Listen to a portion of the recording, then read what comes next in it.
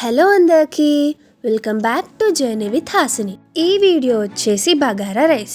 So నాకు కొంచెం cold అయింది, సో వాయిస్ అందుకే ఇలా వస్తుందన్నమాట. ఇక లేట్ చేయకుండా స్టార్ట్ చేద్దామా?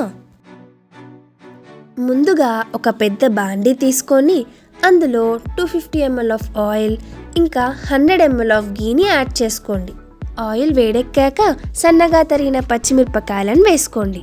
ఇప్పుడు పచ్చిమిరపకాయలు గోలాక సన్నగా తరిగిన ఉల్లిగడ్డను కూడా వేసుకోండి. ఉల్లిగడ్డలు గోలాక బిర్యానీ స్పైసెస్ని వేసేసుకోండి.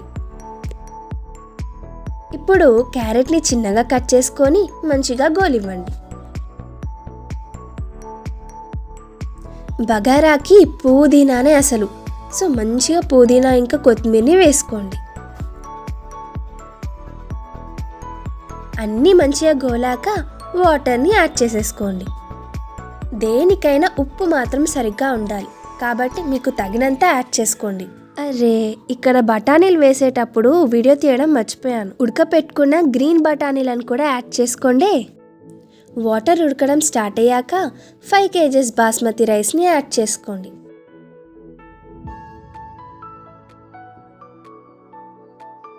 కలిపేటప్పుడు మాత్రం జాగ్రత్త అండోయ్, మెతుకు విరగకుండా కలుపుకోండి. అన్నం ఒక 80% ఉడికాక 3-4 టేబుల్ స్పూన్స్ నెయ్యిని వేసుకోండి. లాస్ట్కి సన్నగా తరిగిన కొత్తిమీరను వేసి మూత పెట్టి ఒక 10 నిమిషాల పాటు వదిలేయండి.